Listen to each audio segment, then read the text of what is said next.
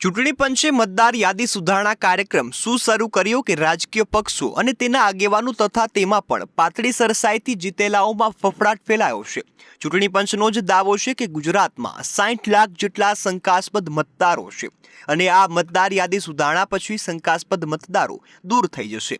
આના પગલે રાજ્યના 5 પ્રાંતમાં માંડ જીતેલા રાજકીય આગેવાનોમાં ડરનું વાતાવરણ છે।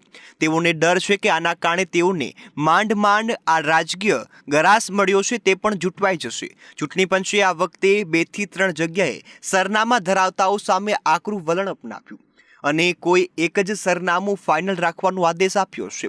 જો મતદાર યાદીમાં આ મતદાર પોતાનું સરનામું એક જ જગ્યાએ રાખવામાં નિષ્ફળ જશે તો તેની સામે કાયદાકીય કાર્યવાહી પણ થઈ શકે છે। પંચની આવી વાતના કારણે કેટલાય મતદારો એક કરતાં વધારે સ્થળે મતદાર યાદીમાં પોતાનું નામ હોય તો તેને દૂર કરાવવામાં લાગી ગયા છે। આના કારણે રાજકીય આગેવાનોમાં ચિંતા ઊભી થઈ છે। તેઓ મતદારોને આ રીતે નામ દૂર કરતા પણ રોકી રહ્યા હોવાના અહેવાલ સામે આવ્યા છે।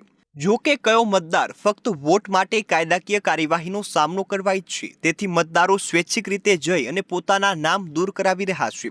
આના કારણે રાજકીય પક્ષો જ નહીં રાજકીય આગેવાનોના પેટમાં પણ રીતસર ચૂક આવી છે। ગઈ વિધાનસભા ચૂંટણીમાં લગભગ 20 થી 25% ઉમેદવારો અત્યંત પાતળી સરસાઈથી જીત્યા હતા।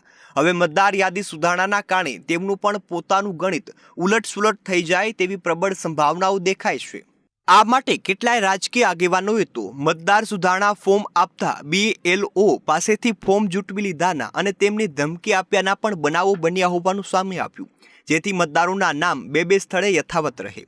પણ આ વખતે જેલ અને પોલીસના ડરના કારણે મતદારો કોઈપણ રીતે પોતાનું નામ એક જ સ્થળે રાખવામાં આવે તેવી વિનંતી કરી રહ્યા છે।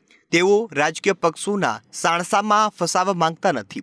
તેઓને ખબર છે કે જ્યારે જેલ પોલીસ આવે ત્યારે પછી કાયદાકીય કાર્યવાહી થાય ત્યારે કોઈનું કશું ચાલતું નથી। આ રાજકીય પક્ષો પણ જોડે આવતા નથી। આ લડાઈ પછી એકલા હાથે લડવી પડે। ચૂંટણી પંચ બંધારણીય સંસ્થા છે અને તેના પગલામાં કોઈ પણ બંધારણીય હોવાથી મતદાર યાદી સુધારણાની કવાયતમાં તે કામગીરી કરવા ઈચ્છે તે રીતે કરી શકે। આમ માંડ જીતનારા ધારાસભ્યોને લાગી રહ્યું છે કે આ તો હાઈકમાન્ડની કટચાટમાંથી ટિકિટ માંડ બચાવીશું તો ચૂંટણી પંચે કાતર તૈયાર રાખી છે। આમ એક બાજુ કૂવો તો બીજી બાજુ ખાઈ જેવી સ્થિતિ છે। તેથી હવે આ રાજકીય આગેવાનો પણ પોતાના મત વિસ્તારની તેનાથી કયા પ્રકારની અસર થઈ શકે તેનો કયાસ લગાવવા બેઠી ગયા છે। તેઓએ મતદાર સુધારણા પ્રક્રિયામાં ચૂંટણી અધિકારીઓને દાબમાં લેવાનો પ્રયત્ન જોયો છે, પરંતુ તેમાં તેમને ખાસ સફળતા મળી નથી। કેટલાય રાજકીય પક્ષોના ધારાસભ્યોએ નામ બાદ કરાવવા માટે દોડધામ કરાવવા માંડી છે તો કેટલાય નામ ઉમેરવા માટે ચૂંટણી પંચની ઓફિસમાં ધક્કા ખાવાનું શરૂ કરી રહ્યા છે। આમ કોઈપણ ચૂંટણી વખતે જોવા મળે તેવી સક્રિયતા મતદાર યાદી સુધારણા વખતે રાજકીય આગેવાનોમાં જોવા મળી છે। દરેક રાજકીય આગેવાન તેનો રાજકીય ગરાસ મતદાર યાદી સુધારણાના નામે ચૂંટાય નહીં તેને લઈ વધુ સજાગ છે। આ બધા માટે ચૂંટણી પંચને જાતના સૂચનો પણ આપવામાં આવી રહ્યા છે। તેમાં અમુક સૂચન તો રસપ્રદ છે, જેમાં ચૂંટણી પંચને આધાર કાર્ડની સાથે ચૂંટણી કાર્ડ જોડી દેવા જણાવાયું છે, તેથી આ આખી કવાયત કરવાની જરૂર જ ન રહે। આ બતાવે છે કે રાજકીય પક્ષોમાં મતદાર યાદી સુધારણાને લઈ કેવી મનોસ્થિતિ પ્રવર્તી છે। રાજકીય આગેવાનોમાં આ કારણે ચિંતાનું વાતાવરણ પણ જોવા મળ્યું છે। ઉમેદવારોને હવે મૂંઝવણ એ છે કે આ નવી મતદાર યાદી બને અને પછી સીમાંકન નવું થાય પછી તેમણે તેમનો ગઢ જાળવવો કઈ રીતે। તેઓ હવે ગમે તે રીતે પોતાના મત વિસ્તારની અને મતદારોને જાળવવામાં લાગી ગયા છે। ચૂંટણી પંચનું મતદાર યાદી સુધારણાનો પંચ ચૂંટણીમાં વાગે તે પહેલાં જ રાજકારણીઓ તેમની અસરના કારણે અત્યારે ડામાડોળ થતા જોવા મળ્યા છે। પાતળી સરસાઈવાળા રાજકારણીઓની તો દશા જ બેઠી છે। તેઓ ન તો પોતાના હાઈકમાન્ડને કશું કહી શકે ન તો ચૂંટણી પંચને કશું કહી શકે।